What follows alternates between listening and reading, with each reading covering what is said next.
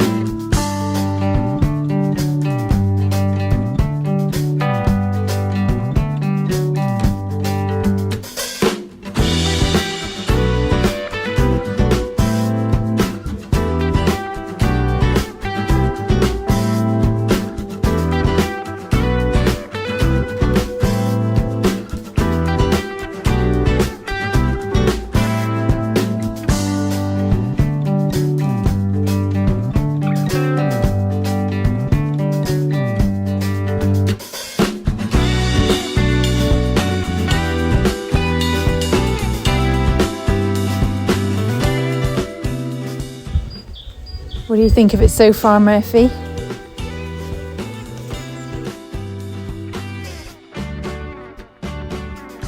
I think I like it.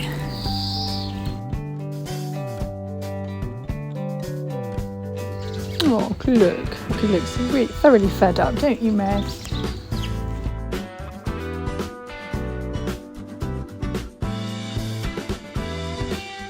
Oh, Al, let me help you. Oh my gosh, I think I need to go and help. So we got finished yesterday, quite late on yesterday, and having a look at it again this morning, really like it. I absolutely love it actually, and the trellis has been great. We've enjoyed it for 10 years, and it did give us that divide in the different zones of the garden and help to create the garden that we've got today. But I think we no longer need it.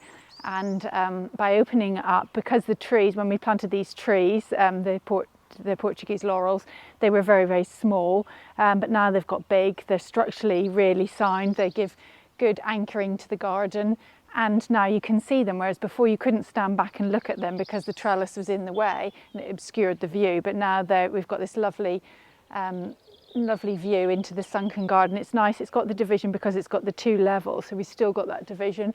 We have currently got 3 skimmiers on each side. I'm not sure whether that's the right thing, whether we might review that.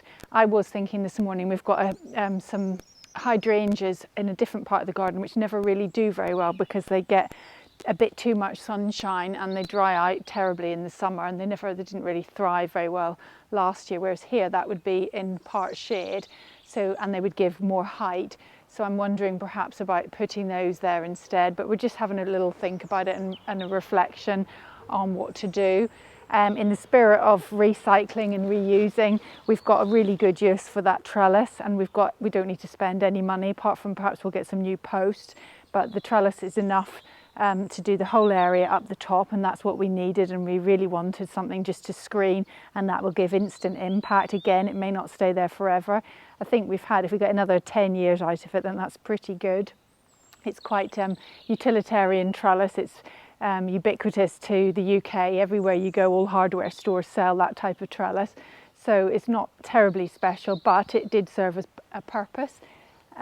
So we will use it, and the roses that are in here, I did do the video not so long ago about training the roses, and I, cut them back and pruned them and tied them all into the trellis. We obviously had to undo them.